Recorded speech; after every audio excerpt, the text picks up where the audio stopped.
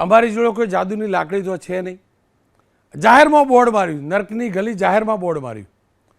જો અમારા ધ્યાનમાં આવતું હોય, મારા રિપોર્ટર સુધી આ વાત પહોંચતી હોય તો અધિકારીઓ સુધી નહીં પહોંચતી હોય. આપે કહ્યું કે તમામ નાગરિકોની ફરજ છે.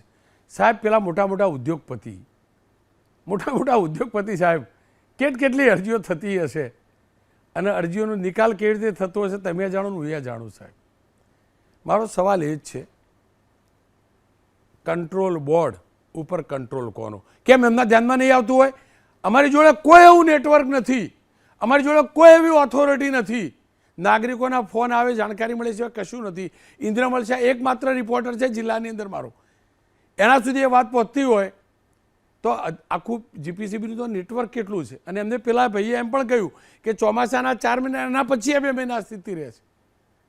દિવાળી આવશે સાહેબ, દિવાળીમાં પેલા સીધી જગમગવાળી લગાવશે કે સાદી લગાવે એટલે પેલી લાલ લીલી પીળી લાઇટ ઓટોમેટિક દેખાશે પાણીથી. અધિકારીઓ કેટલા જવાબદાર.